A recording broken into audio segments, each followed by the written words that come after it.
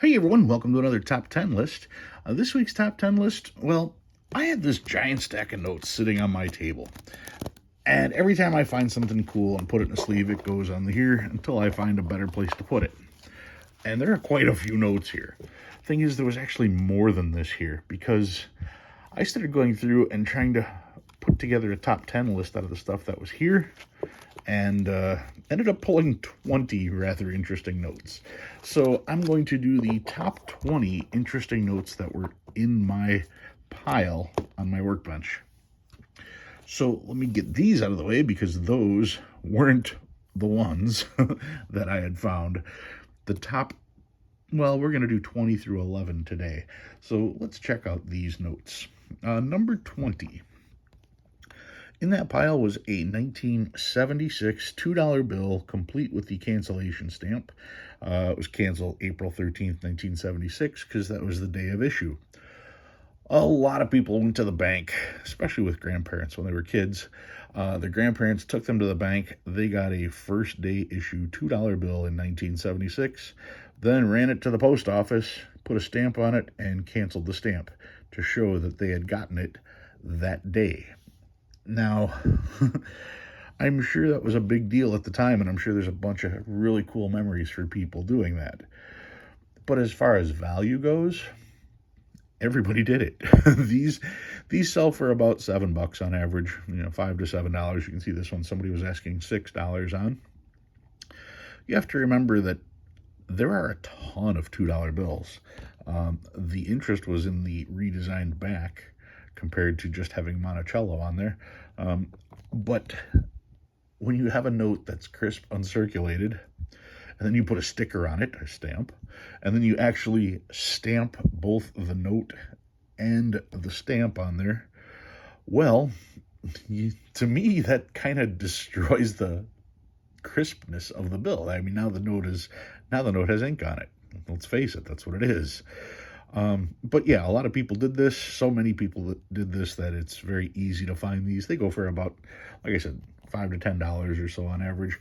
I did not have one, and I remembered somebody sending me that one, so that's how I ended up with that. That one is number 10. Number 9. I have found one of these very famous notes. You'll notice that the inking on the front is almost completely gone. The inking on the back, same thing, almost completely gone. But yet the ink on the numbers and the seals is very strong.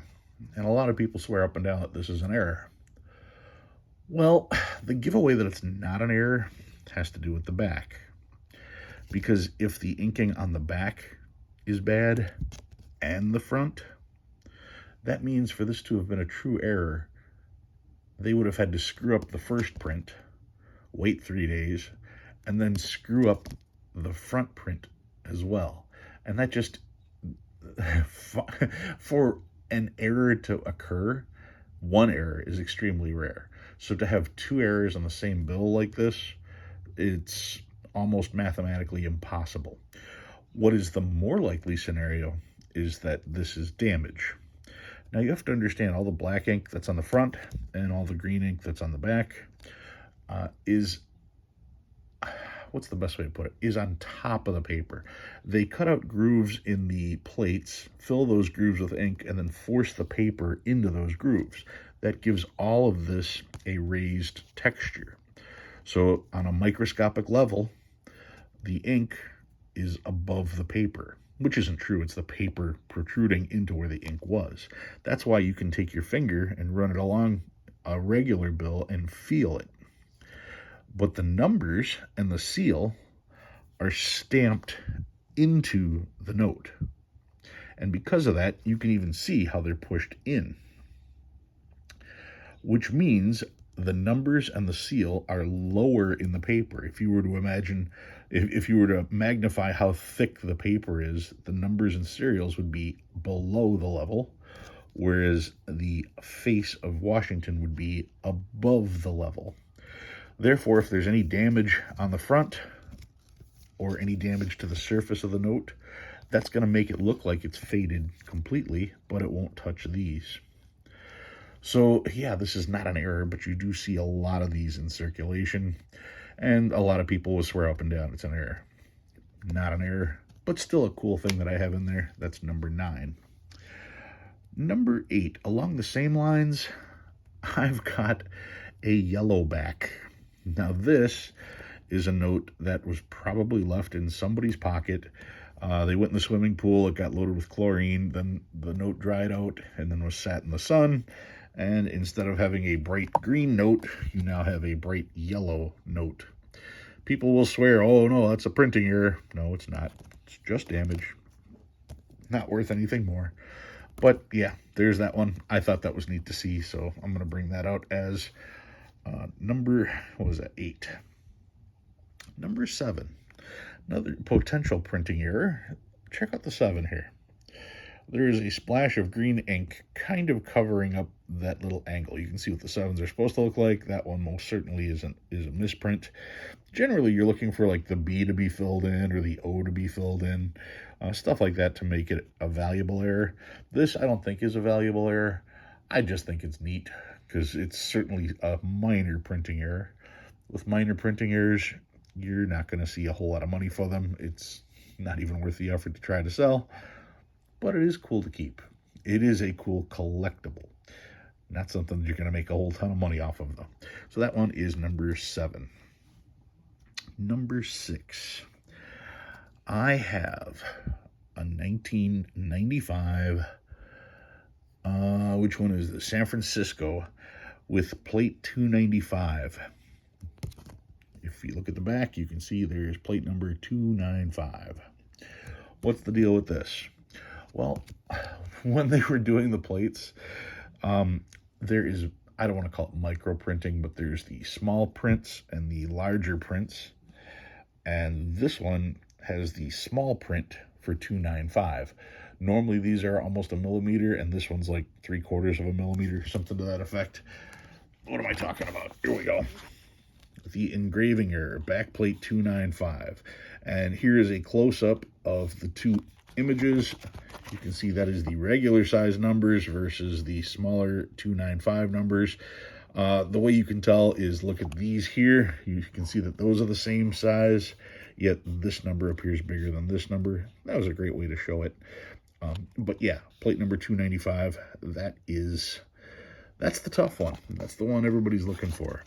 And let's see, known plates with BP 295 errors. What do I have here? Let's just look. This is LW. And let's see, G, I, H, I, J, K, L, W. Here's LW. And what is it? 276. So LW, yeah, they made 27,500 of those. That's it. And yeah, I have one.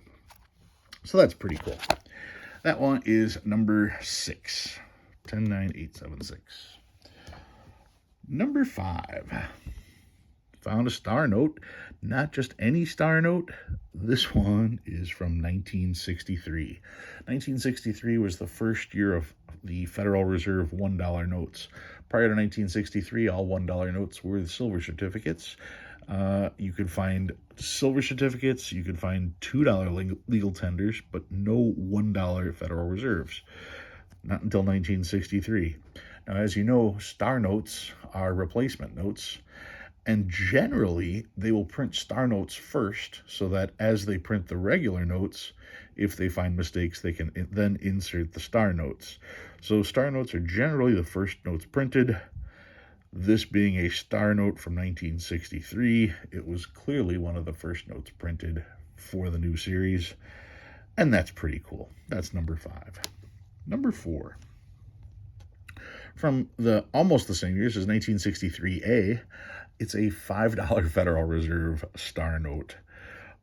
Yeah, that's just something you don't see too often. I don't even remember where I got this. I don't think I got it in circulation, but you never know. I've had a bunch of small head finds from banks.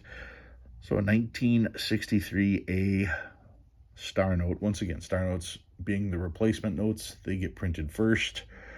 That's just kind of a key series, so I always thought that was cool. That is number 4.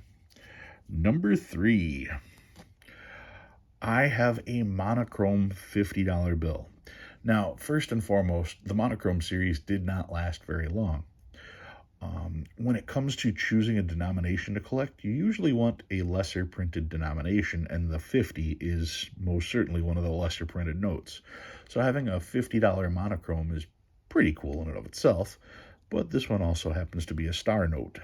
So a star note $50 monochrome, that one is I shouldn't say number 3, it's actually number 13, because these are all the top 10. So we've got 20, 19, 18, 17, 16, 15, 14, and 13.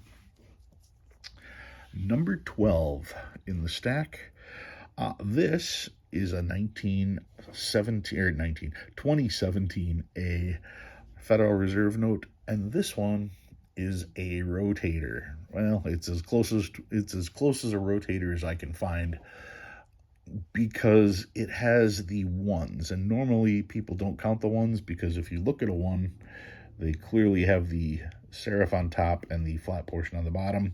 If you were to turn it upside down, you can see a difference. Normally, when you're looking for rotators, you're looking for 0s, 6s, and 9s, because when you turn those over, they remain 0, 6s, and 9s. The thing is, though, what makes a true rotator is when the note reads the same both ways. What do I mean?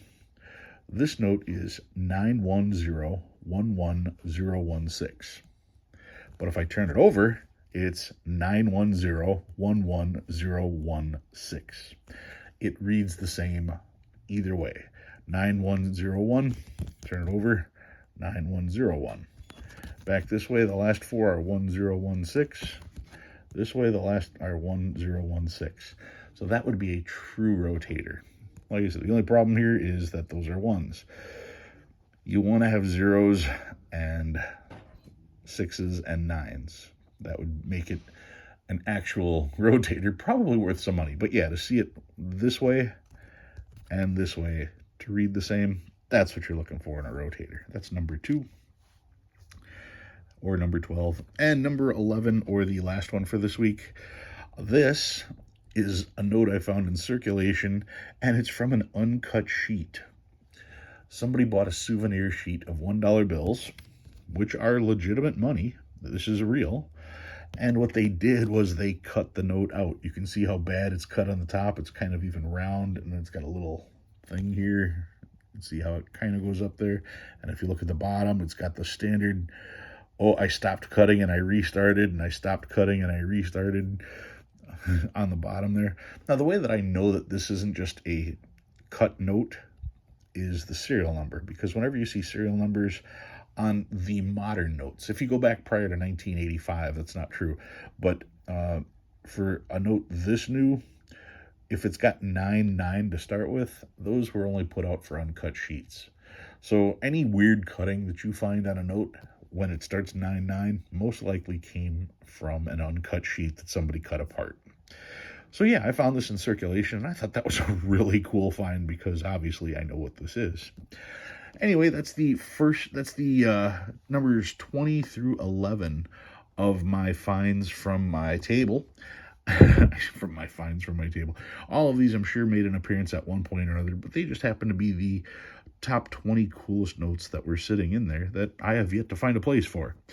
Next week, I will continue with the top 10. So if you thought these were interesting, stick around and check out next week. All right, if you learned anything new, go ahead and hit that like button. If you like what you see and you want to see more, please subscribe. I love reading all your comments. Guys, thanks for watching. I'll see you next time.